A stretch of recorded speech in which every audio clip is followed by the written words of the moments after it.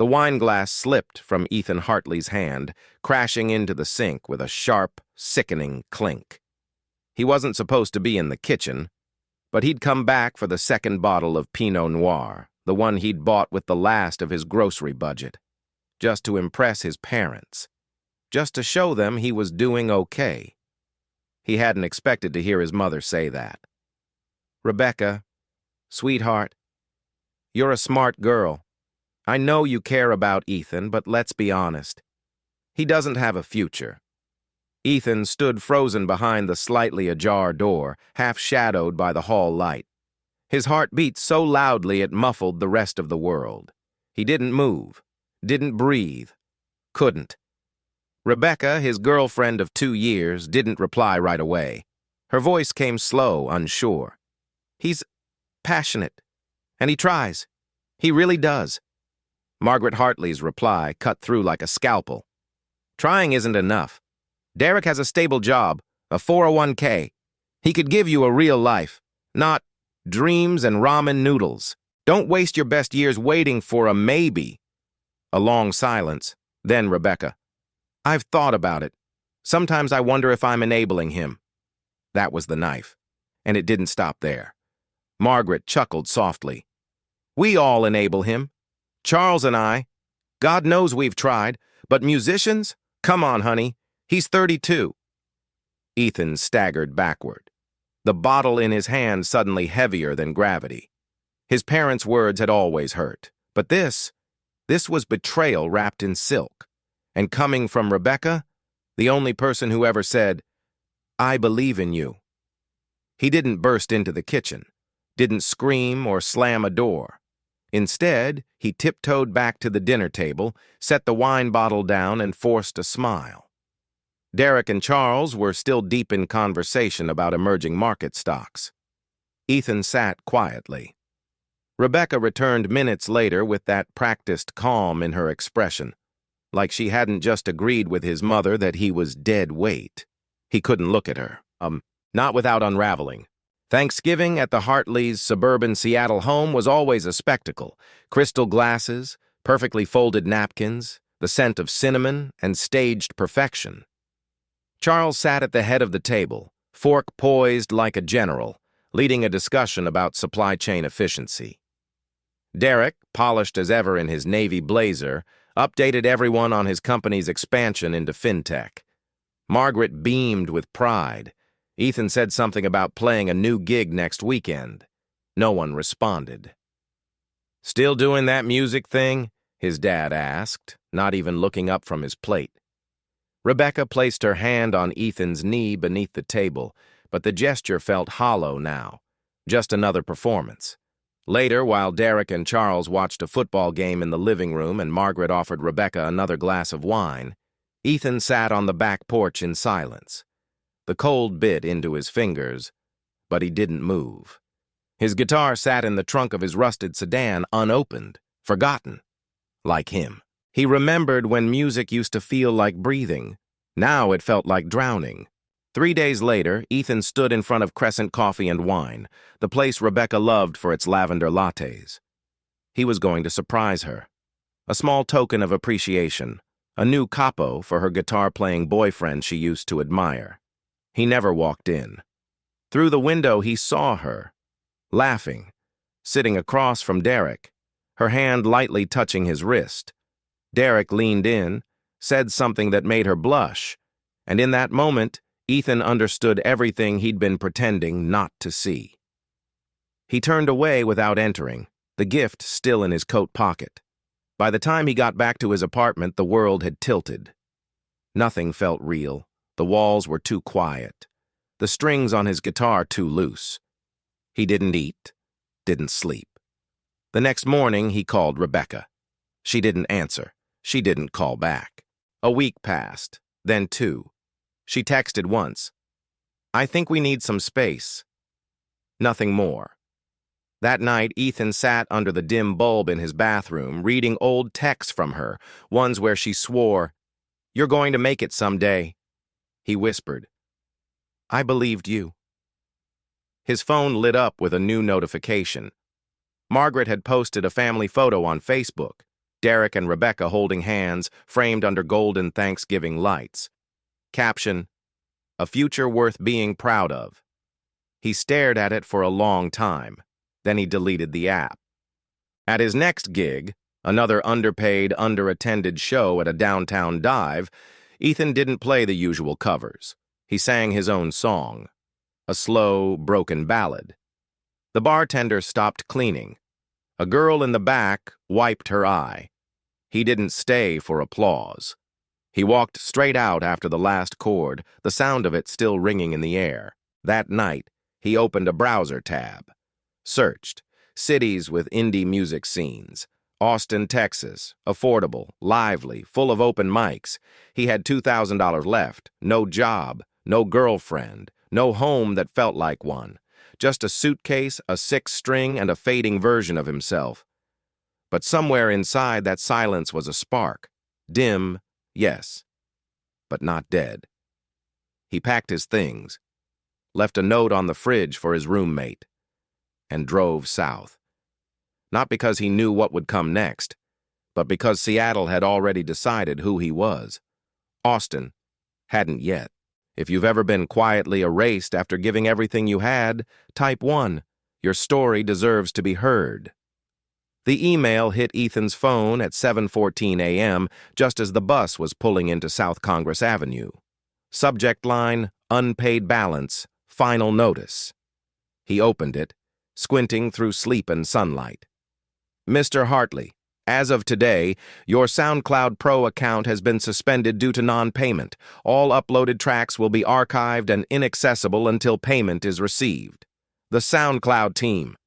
Ethan stared at the screen. That account had his entire portfolio. Demos, live gigs, a recording with a local string quartet he'd begged for weeks to collaborate. All gone. Archived behind a $16.99-month paywall he couldn't afford. He almost laughed. He hadn't eaten dinner last night. He'd used the last of his savings on the overnight bus from Seattle. His neck ached from sleeping against the window, and his guitar case had a cracked handle.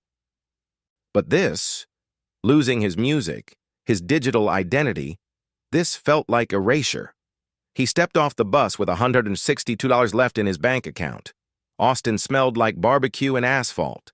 It was loud and humid, alive in a way that made him feel even more invisible. Ethan's first few nights were spent in a dingy motel off East 7th, the wallpaper peeled like old sunburn. He lay on the spring-poked mattress, scrolling through job listings on a borrowed Wi-Fi signal. Barback, experience required studio assistant, entry level, no benefits food delivery, must provide own vehicle. He didn't even have a bike. By the 5th day, his cash had dwindled to under $100. He pawned an old effects pedal for $40 and bought a second-hand button-down shirt from Goodwill. That afternoon, he walked into Soundwave Studios, clutching a printed resume and a flyer he'd torn off a street pole.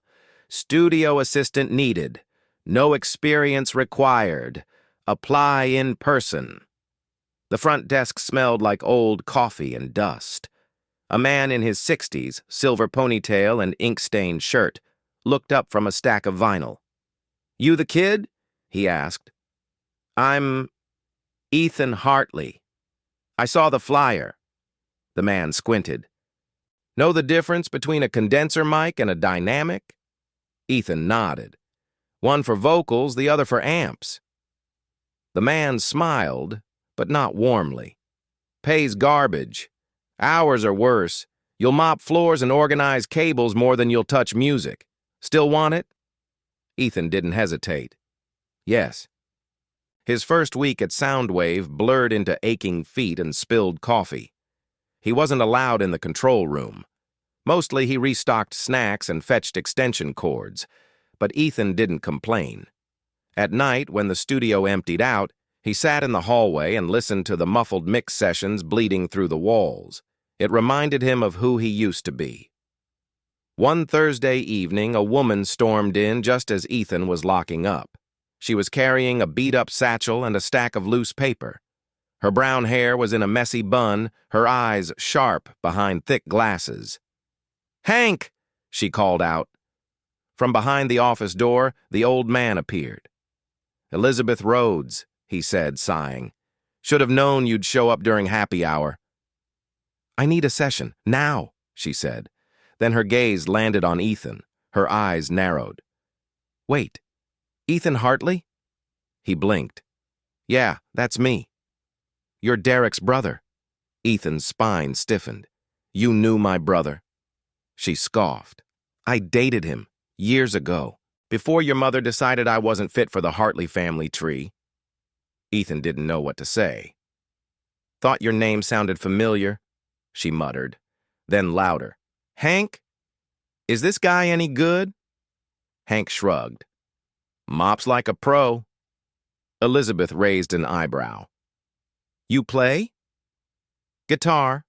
Write. Produce. Kinda." She studied him like an unfinished chord. "Stick around." Elizabeth was brilliant and unfiltered. Over the next few weeks, Ethan watched her transform vocalists into stars and shaky recordings into art. One evening, she handed him a pair of headphones. "Tell me what's wrong with this mix," she said. He listened. "The highs are too sharp, the snare feels buried, and the bass, it's off-tempo, just slightly." Elizabeth blinked, impressed. From that moment, he wasn't just the mop guy anymore. In quiet hours, they talked. About Seattle. About being erased. About the Hartley family's obsession with legacy, and how both of them had been quietly disqualified from it. "My mom told me I was a distraction," Elizabeth said one night, sipping cold coffee. "That I'd slow Derek down." Ethan nodded. "They told Rebecca the same about me, that I was dead weight." She looked at him. "Did it work?" He hesitated. "She married him." Elizabeth didn't flinch. "You're not dead weight. You're uncut stone. They just never bothered to polish you." They bonded, slowly, authentically, between broken cables and bad coffee. One night, after a long session, Elizabeth sat across from him on the studio floor. "I want to build something," she said. "A label, for people like us, the ones they overlook." Ethan raised an eyebrow. "Underdog music?" She smiled. "Exactly." He nodded, feeling something stir in his chest, something he hadn't felt since before the betrayal. Hope. The next morning, Ethan checked his old email for the first time in weeks. One new message. Subject, Hartley wedding photos, full album. It was a Google Drive link. He clicked it. There they were, Derek and Rebecca, smiling under strings of golden lights, his parents, beaming. Caption, "The couple we always dreamed of." He sat still until he noticed something odd in the metadata below the photos. A folder. Investor Proposals Q4 Hartley Cap. Confused, he opened it. Inside were documents, Excel sheets, pitch decks, investor data for Derek's company. But the kicker? A chart detailing a budget funnel from Elizabeth's old music startup shut down years ago, one Derek had supposedly helped restructure. The data had her watermark. She never knew it had been shared. His hands trembled. Was Derek using Elizabeth's past work to secure new investments? And was Rebecca helping? He copied the files to a thumb drive, not because he wanted revenge, but because this city didn't know him yet, and it was time they did. If you've ever rebuilt yourself in silence, only to be reminded of what they took. Type 2. Your fire still burns. Let it rise. The moment Ethan walked into Soundwave that morning, he knew something was wrong. Hank never yelled. But today, his voice echoed through the back studio hallway like a punch against silence. "I want a list of everyone who's accessed the backup drives in the last 6 months." Ethan stopped mid-step, the USB drive still in his back pocket, containing the stolen investor files from Derek's firm, data that didn't belong in a wedding album. Elizabeth stormed past him, visibly furious. Her jaw was clenched. She clutched a binder so tightly the edges were bending. "Someone pulled old drafts from my rhodium project," she hissed, "and uploaded them to a public investor pitch deck. My name wasn't even on it." Ethan knew exactly what she was talking about. He'd seen it. Derek had repackaged her abandoned startup model, the one she'd shut down 2 years ago, and used it to lure new investors. He even renamed the file Hartley Cap Creative Expansion, Original IP. Elizabeth spun around. "You knew something, didn't you?" Ethan hesitated. "I found a folder in Derek's wedding album. It had the old data, with your watermark." She stared at him, stunned. "You didn't tell me?" "I didn't know what to do." She walked away without another word. That night, Ethan stayed late in the studio, pacing between empty chairs and cables like a ghost. The silence was loud. What if Derek's firm really had stolen Elizabeth's work? What if Rebecca helped cover it up? What if none of this was accidental? He pulled out the USB and stared at it. It was proof, but also danger. Derek wasn't just family. He was a man with connections, lawyers, and money. Ethan? He was still eating dollar ramen and sleeping on a second-hand mattress. And Elizabeth? She had no idea what Ethan planned to do. The next day, Elizabeth broke the tension. She tossed a folder onto the studio desk. Inside were 2 hand-sketched logos. "We're starting the label," she said. Ethan blinked. "What?" "Underdog Music. I already bought the domain. Hank's letting us use the corner office rent-free for 3 months. He picked up the logos. One was a tiny mutt with a microphone in its mouth. The other, a pair of headphones shaped like broken chains. "I know we don't have money," she added, "but we have ears and hearts and a city full of voices no one's listening to." He smiled. "Let's make some noise." Their first artist was Mia Torres, a shy 20-year-old with a voice like silk dipped in fire. Elizabeth found her performing in an East Austin farmer's market. Mia was hesitant at first. She'd already been rejected by 2 local labels. "I'm not commercial," she said.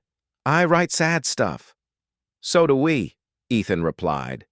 They recorded her demo on borrowed equipment, using blankets for soundproofing and unplugging the AC during takes to reduce noise.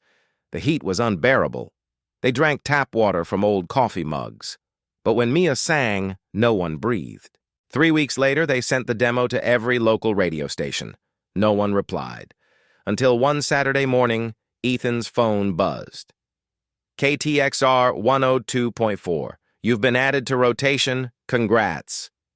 The station played Mia's single Broken Wings on a loop that weekend. Listeners flooded in. Their inbox exploded. Bars started asking if she could perform.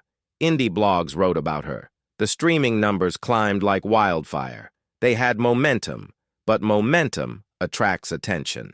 One night after a long recording session, Ethan found a letter slid under the studio door. "Cease and desist. Alleged IP misuse." It came from a law firm in Seattle. The sender, Hartley Capital Group, Derek's company. The letter accused Underdog Music of knowingly utilizing proprietary frameworks developed by Hartley Cap Creative for marketing and pitch strategies. Ethan's blood ran cold. Elizabeth walked in moments later, holding 2 coffees. She saw the paper in his hands. "What is it?" He handed it over. She read it. Slowly, then dropped it on the desk. "They're scared. They're bluffing. They're angry that we made it without them. But if this goes public, they'll lose more than we will." Ethan considered their options. The USB was still hidden in his drawer. Proof that Derek had reverse-engineered Elizabeth's model and falsely claimed it. If they fought back legally, they'd be crushed. But if the media saw the truth? Elizabeth met his eyes. "We don't play dirty," he nodded. "But," she added, "we don't play silent either." Over the next 2 weeks, they doubled down. Mia's EP dropped and hit 50K streams in 5 days. A hip-hop duo from Chicago reached out, followed by a folk trio in Dallas. They posted behind-the-scenes clips on social media, documented the scrappy sessions, the duct-taped microphones, the laughing fits, the sleepless editing nights. People connected to it. They didn't just gain fans, they gained believers. Underdog music became a whisper that grew into an anthem. One night, as Ethan scrolled through messages, one caught his eye. From Anonymous. Check your Dropbox logs. They've been tracking your demo distribution. He checked. Sure enough, someone had accessed their cloud folder from an external IP traced back to Seattle. They were being monitored. He slammed the laptop shut, heart pounding. Elizabeth looked up from her mixing board. Everything okay? He walked over, slid the USB across the desk. I've been holding on to this. It's proof Derek stole your IP, and he's trying to frame us to cover it up. She stared at it, silent. Then, what do you want to do with it? I want to win, not by burning bridges, by building something they can't reach. Elizabeth nodded, then whispered, let's go louder. If you've ever been underestimated but built your name anyway, type 3. Your voice matters, no matter who tries to mute it. Ethan's phone lit up at 5:42 a.m. with a name he hadn't seen in over a year, Mom, Seattle. For 5 seconds, he debated whether to answer. Then he did. Ethan, her voice trembled on the line. We got your invitation to the showcase in Austin. He waited. We're coming. Your father, Derek, and Rebecca, too. He said nothing. I know we haven't spoken, she added, but we'd like to see what you've built. When the call ended, Ethan stood in the kitchen, the sound of the city waking around him. Traffic, coffee pots, light hitting Elizabeth's face as she stirred beside him, sleepy and radiant. They're coming, he said. She met his gaze. You okay? I don't know. The Austin Grand Theater was already buzzing when Ethan and Elizabeth arrived that evening. The venue had sold out, 400 guests plus live stream viewers, sponsors, critics, independent artists from across Texas. This wasn't a bar gig anymore. This was real. Mia paced nervously backstage, her hands trembling around the mic. Ethan gave her a nod, and she nodded back, brave despite everything. From the curtain slit, Ethan caught a glimpse of the audience. Second row, his parents. Derek in a charcoal suit, Rebecca beside him in red. They looked smaller than he remembered, not physically, just less dominant, less absolute. Elizabeth appeared at his side. You're not the boy they left behind, Ethan. He swallowed. I know. The lights dimmed. Mia walked out first, opened with Unwritten Letters, her raw ballad about absentee fathers. The crowd fell silent, then erupted when she hit the final chord. One by one, Underdog's artists performed. Songs about identity, grief, hope, stories of rejection turned into rhythm. When it was Ethan and Elizabeth's turn to speak, he hesitated for a breath too long. Elizabeth gently took his hand. You've earned this. He stepped onto the stage. The spotlight hit. Thank you all for being here, Ethan said, voice steady. This showcase isn't about us. It's about the people behind the songs, people who were told they weren't enough, people like me. He looked directly at his family. Underdog music was never about revenge. It was about reclaiming space. Elizabeth took the mic. We didn't have investors or industry connections. We had truth, and coffee, and a busted AC unit, and each other. The crowd laughed, then clapped. Every artist here, Ethan continued, was once unheard. Now they're undeniable. After the concert, a reception took place in the lobby. Guests mingled, journalists scribbled quotes. Then Ethan saw his parents approaching. Derek trailed behind, hands in his pockets. Rebecca stayed a few feet back. Ethan, Margaret said, her voice strangely soft. That was impressive. Charles nodded. It was a good show. A good show. Of course. Then Derek stepped forward. You've built something, he said, eyes dull. I'm not going to lie, my company is struggling. We lost 2 investors after the data leak. Ethan said nothing. I know we've had differences, Derek continued. But if there's any way you could consult, Elizabeth cut in. You mean after you stole my IP and tried to sue us with it? Margaret flinched. Derek cleared his throat. I didn't know it was still attributed to you. Of course not, Elizabeth said, calm but lethal. You were too busy photoshopping your way into innovation. A long pause. Then Ethan spoke. I'm not angry, Derek. I'm done being angry, but I won't help you. You made your choices. Derek's jaw clenched. So that's it? You're shutting me out? You did that yourself. Rebecca stepped forward now, hesitant. Ethan, she said, I made a mistake. I didn't mean to hurt you. He looked at her for a long time. I forgive you, he said. But I don't miss you. Her lips parted like she wanted to argue. Then she nodded and walked away. Later that night, as the guests filtered out, Ethan stood alone on the theater balcony overlooking the city lights. Elizabeth joined him, holding 2 cups of vending machine cocoa. Penny for your silence? She asked. He took the cup. I used to think their approval was the end goal. And now, I realize being seen doesn't mean being accepted. Sometimes it just means being visible enough that they can't ignore you anymore. She leaned her head on his shoulder. They stayed there in the quiet, not saying a word. The next morning, as Elizabeth sifted through social media mentions and emails, Ethan's phone buzzed again. Mom, Seattle. One message. Derek and Rebecca are separating. He's under investigation for misleading investors. I just wanted you to know. He stared at the screen, then deleted the message. He didn't reply. Back in the studio, they played Mia's new track. Elizabeth turned to him. Still think you're not enough? He smiled. I think I was just in the wrong room all those years. She kissed him softly. You're in the right one now. If you've ever had to succeed quietly, just to be seen, type 4. You're not invisible, you're becoming unforgettable.